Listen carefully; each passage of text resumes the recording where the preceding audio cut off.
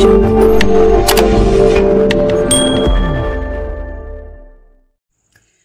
की इस वीडियो में हम बात करने वाले हैं फीमेल कंप्लेंट के बारे में, जो कि हर तीन में से एक फीमेल में या गर्ल्स में जरूर देखने को मिल जाती है। इस प्रॉब्लम के बारे में हम जानेंगे कि आखिर होता क्या है, इसके कॉजेस, इसके सिम्टम्स किस तरीके से होती है, टाइप्स क्या होते हैं और उसकी कुछ होम्योपैथी मेडिसिन के बारे में भी हम डिस्कस करने वाले हैं। तो मैं हूं डॉक्टर दीप्ति और आपका मेरे इस यूट्यूब चैनल पे बहुत बहुत स्वागत है। तो चलिए शुरू करते हैं और जानते हैं कि आज ये वीडियो किस बारे में होने वाली है। तो फ्रेंड्स, आज की इस वीडियो में हम बात करने वाले हैं डिस्मेनोरिया के बारे में। डिस्मेनोरिया का मतलब होता है पेनफुल मेंस्ट्रुएशंस, यानी कि जो फीमेल्स में पीरियड्स जो होते हैं, पीरियड्स के दौरान जो पेन होता है उसे ही हम डिस्मेनोरिया कहते हैं। आमतौर पर नॉर्मली थोड़ा बहुत जो पेन होता है वो ओके होता है, लेकिन कई बार कुछ फीमेल्स में ये पेन इतना ज्यादा होता है कि उन्हें पेन किलर्स लेने पड़ जाते हैं, उन्हें इंजेक्शंस लेने पड़ जाते हैं। बहुत ज्यादा सीवियरिटी में जब उन्हें पेन होने लगता है मेंसेस के दौरान, तो इसी कंडीशन को हम डिस्मेनोरिया कहते हैं। और ये कंप्लेंट जो है बहुत सारी फीमेल्स जो है सफर होती हैं इस समस्या से, इस प्रॉब्लम से। डिस्मेनोरिया की अगर हम बात करें या नॉर्मल जो मेंस्ट्रुएशन पेन की हम बात करें, तो जो फीमेल्स में ये पेन जो है वो मेंसेस शुरू होने के 2 से 3 दिन पहले या 1 हफ्ते पहले शुरू हो सकता है और पीरियड्स के दौरान 1 से 2 दिन या 3 दिनों तक ये पेन जो है वो बना रहता है और धीरे धीरे फिर ये कम होने लगता है। कई बार ये पेन जो होता है वो इतनी ज्यादा सीवियरिटी में होता है कि वो बहुत ज्यादा अनबियरेबल होता है, तो उसके लिए हमें ट्रीटमेंट की जरूरत पड़ती है। तो अगर हम नेचुरली होम्योपैथी मेडिसिन का सहारा लें या उसकी हेल्प लें, तो ये जो प्रॉब्लम है ये बहुत ही इजीली विदाउट साइड इफेक्ट जो है ठीक की जा सकती है। डिस्मेनोरिया का जो पेन होता है वो आपके लोअर एब्डोमेन में या फीमेल्स के लोअर एब्डोमेन में ज्यादातर हम देखते हैं, और जो उनका पेल्विक एरिया होता है, थाइज जो होती है, उस तक वो स्प्रेड होता है। इसके साथ ही साथ जो लोअर बैक होता है वहां पर भी उन्हें ये जो है सीवियरिटी में पेन होता है। बहुत ज्यादा क्रैम्प्स होते हैं। क्रैम्प्स मतलब बहुत ज्यादा मरोड़ वाला, चुभने वाला, बहुत अनबियरेबल टाइप ऑफ पेन जो है फीमेल्स में डिस्मेनोरिया के दौरान होता है। कॉजेस और की बात कर लेते हैं, तो सबसे पहले हमें ये जानना होगा कि इसके टाइप्स कितने होते हैं। तो ये 2 टाइप्स ऑफ डिस्मेनोरिया जो है इसमें होता है। फर्स्ट होता है प्राइमरी डिस्मेनोरिया एंड सेकेंड होता है सेकेंडरी डिस्मेनोरिया। तो फर्स्ट जो होता है primary dysmenorrhoea, in this type there is no medical condition arises, यानी कि जो भी पेन हो रहा है या जो भी कंप्लेंट्स हो रही है उसमें किसी भी तरीके की मेडिकल कंडीशंस इन्वॉल्व नहीं है, आपको अदर कोई भी डिजीजेस नहीं है। ये जो पेन होता है ये कॉज्ड होता है due to the excessive secretion of the prostaglandins. ये जो केमिकल होता है, ये जो हार्मोन्स होते हैं, ये केमिकल जो है आपके यूट्रस में से रिलीज होता है और इसका काम होता है आपके यूट्रस को कॉन्ट्रेक्शन देना और रिलैक्स करना। तो ये अगर एक्सेसिव अमाउंट में होता है तो ये कॉन्ट्रेक्शन जो है यूट्रस का बढ़ा देता है, और इसमें कॉन्ट्रेक्शन अगर बहुत ज्यादा स्पीडली और बहुत ज्यादा हार्डली हो रहा है तो आपको बहुत ज्यादा पेन होता है।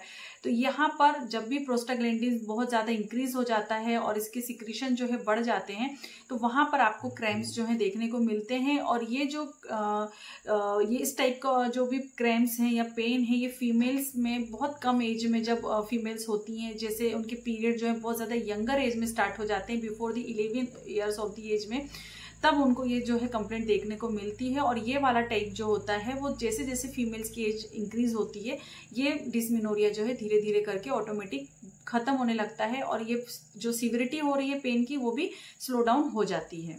सेकेंड टाइप ऑफ जो डिस्मेनोरिया होता है वो होता है सेकेंडरी। तो जब भी सेकेंडरी डिस्मेनोरिया होगा वहां पर कोई ना कोई मेडिकल कंडीशन जरूर होगी, अफेक्टेड होगी, जो आपके यूट्रस को अफेक्ट कर रही होगी। तो सेकेंडरी डिस्मेनोरिया जो है वो आपके एडवांस एज में आपको देखने को मिलता है, यानी कि आपको स्टार्टिंग में कभी भी पेन नहीं हुए मेंसेस के दौरान, लेकिन जैसे जैसे आपकी एज ग्रो हुई आपको ये पेन जो है शुरू हो जाता है because of some medical conditions of the uterus. तो कौन कौन सी मेडिकल कंडीशंस हो सकती हैं, तो कुछ टाइप ऑफ मेडिकल कंडीशन के बारे में हम डिस्कस कर लेते हैं। तो सबसे पहले होता है यूट्राइन फाइब्रॉइड, यानी कि ये एक तरीके की गांठें होती हैं जो आपके यूट्रस में होती हैं, पाई जाती हैं। ये नॉन कैंसरस होती हैं और ये जो ग्रोथ होती हैं आपके यूट्रस में ग्रो कर सकती हैं, आपके वॉल ऑफ द यूट्रस में ग्रो कर सकती हैं, inside the uterus uterine cavity हो सकती है, या आउटसाइड भी हो सकती है, या आपके जो यूट्राइन वॉल होता है उसके आउटसाइड भी हो सकती है। तो ये ग्रोथ जो होती है नॉन कैंसरस होती है, ये स्मॉल हो सकती है, सिंगल ग्रोथ हो सकती है, मल्टी ग्रोथ हो सकती है। तो इसको आपको रूल आउट करना पड़ता है। तो जब भी कभी डिस्मेनोरिया होता है तो आपको यूएसजी का सजेशन दिया जाता है, जहां पर आपको पता चलता है कि आपके यूट्रस में किस तरीके की प्रॉब्लम चल रही है, कहीं वहां पे यूट्राइन फाइब्रॉइड या गांठें तो नहीं है। सेकेंड जो मेडिकल कंडीशन होती है वो होती है एंडोमेट्रियोसिस। एंडोमेट्रियोसिस की कंडीशन में यूट्रस सेल्स जो होती है वो आपके यूट्रस में जो ग्रोथ होनी चाहिए होती है वो अदर देन दी यूट्रस स्टार्ट हो जाती है, यानी कि आपकी यूट्राइन लाइन में वो ग्रोथ जो है वो नहीं हो रही है, वो आपके यूट्रस से हटके कहीं और उसकी जो सेल्स है वो ग्रो करने लग जा रही हैं। ये ग्रोथ जो है वो फेलोपियन ट्यूब में हो सकती है, आपकी ओवरीज में हो सकती है, रेक्टम में हो सकती है, एंड यूरिनरी ब्लैडर में भी देखने को मिल सकती है। तो जब भी यूट्राइन कंडीशन सेल्स या लाइंस जो है अदर देन दी यूट्रस ग्रो कर जा रही है, उसी कंडीशन को हम एंडोमेट्रियोसिस कहते हैं। और इस कंडीशन में भी आपको डिस्मेनोरिया की प्रॉब्लम जो है देखने को मिल जाती है। थर्ड कंडीशन होती है पेल्विक इन्फ्लेमेटरी इन्फेक्शंस, यानी कि PID. PID refers to the infection in the reproductive organs of the females, यानी कि फीमेल्स के जो रिप्रोडक्टिव ऑर्गन्स होते हैं वहां पर बैक्टीरियल इन्फेक्शन हो जाने की वजह से वहां पर बहुत सारे सिम्टम जो हैं वो हो जाते हैं। इट में occurs into the uterus, cervix, ovaries and fallopian tubes, यानी कि ये जो है इन्फेक्शन जो है वो सेक्सुअली ट्रांसमिटेड होता है, यानी कि सेक्सुअली ट्रांसमिटेड डिजीज की वजह से हो सकता है। और ये जो है स्टार्ट आपके सर्विक्स से होता है, आपकी वेजाइना से होते हुए ऊपर की तरफ बढ़ता चला जाता है। तो पीआईडी की कंडीशन में भी डिस्मेनोरिया जो है बहुत ही कॉमनली देखने को मिल जाता है। फोर्थ कंडीशन जो होती है वो होती है एडिनोमायोसिस। एडिनोमायोसिस में एक ऐसी कंडीशन होती है जहां पर जो टिश्यूज होते हैं आपकी यूट्रस लाइन के, वो आपकी जो मायोमेट्रियम होती है या आपकी जो यूट्रस की मसल्स होती हैं, जो लेयर्स होती हैं, उसके अंदर वो ग्रो करने लग जाती है। एडिनोमायोसिस के लिए आपको समझना होगा कि यूट्राइन जो होती है मसल्स या सेल्स जो होती हैं, जो लेयर्स होती हैं, वो 3 टाइप्स की होती हैं। तो जो इनर लेयर होती है एंडोमेट्रियम, और जो सेकेंड लाइन होती है वो होती है मायोमेट्रियम। तो एंडोमेट्रियम में जो भी सेल्स ग्रो कर रही हैं, जो भी लाइनिंग्स हो रही हैं, ग्रोथ हो रही है, वो यूट्राइन लाइन में ना होकर वो अंदर की तरफ होने लग जाती है। तो यूट्राइन जो ग्रोथ होती है वो मेंसेस के थ्रू बाहर निकल जाती है, लेकिन एडिनोमायोसिस में ऐसा नहीं होता है। वहां पर वो ग्रोथ बढ़ती चली जाती है, मायोमेट्रियम में वो ग्रोथ हो जाती है, जिसकी वजह से वहां पर आपको और भी सिम्टम्स देखने को मिल जाते हैं, जिसमें से one of the main symptom जो होता है वो होता है डिस्मेनोरिया।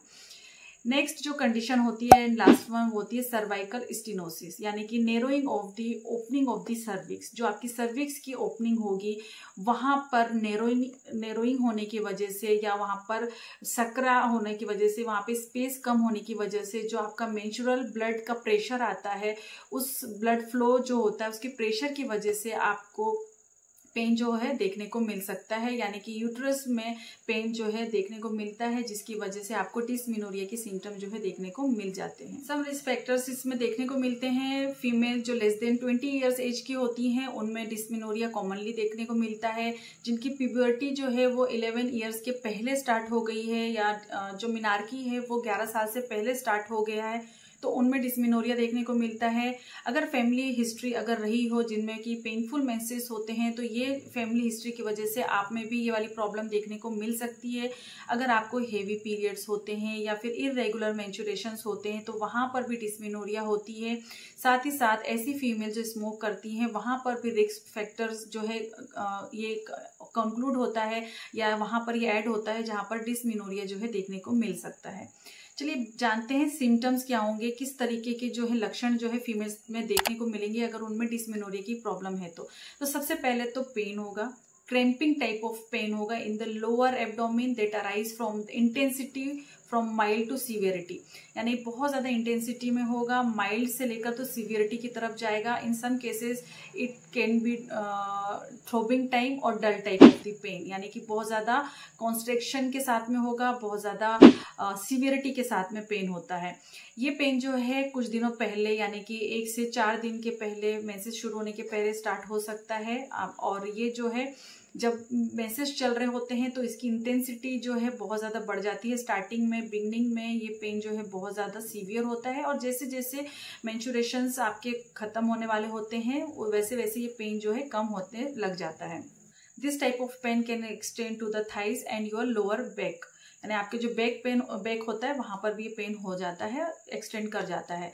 डिस्मेनोरिया यानी कि पेनफुल मेंस्ट्रुएशन के साथ साथ आपको कुछ कॉन्कोमिटेंट सिम्टम्स भी देखने को मिलेंगे, जैसे कि नौजिया, बहुत ज़्यादा जी मचलाने जैसा फीलिंग आपको आता है, वॉमिटिंग भी हो जाती है, सीवियर हेडेक आपको देखने को मिलता है, कई बार आपको लूज मोशंस भी देखने को मिल जाते हैं, साथ ही साथ वीकनेस, डिजीनेस जैसे सिम्टम्स भी देखने को मिल जाते हैं। Depending on the causes behind it, यानी कि इसके पीछे कारण क्या है उस पर डिपेंड करता है कि आपको और किस तरीके के सिम्टम्स जो है देखने को मिलेंगे।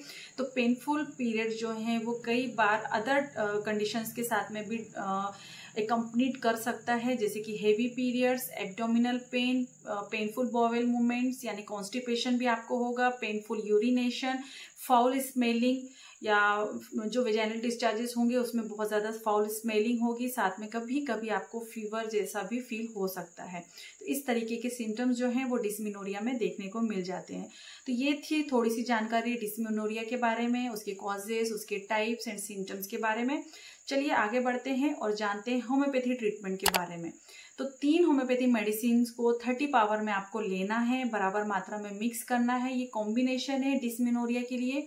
तो जिसमें सबसे पहले होम्योपैथी मेडिसिन आती है वो है पल्सेटिला, सेकेंड है एक्टिया रेसिमोसा जिसे कि हम सिमिसिफोगा भी कहते हैं, और थर्ड वन जो है वो है कोलोफॉलियम। ये तीनों ही मेडिसिन को आपको बराबर मात्रा में मिलाना है। सबसे पहले अगर हम बात करें पल्सेटिला की, तो पल्सेटिला मेडिसिन जो है जहां पर सप्रेस्ड मेंसेस होते हैं वहां पे बहुत अच्छे तरीके से एक्ट करती है। जहां पर इरेगुलर मेंस्ट्रुएशंस है और वहां पर डिस्मेनोरिया है, ऐसी फीमेल जो बहुत ज़्यादा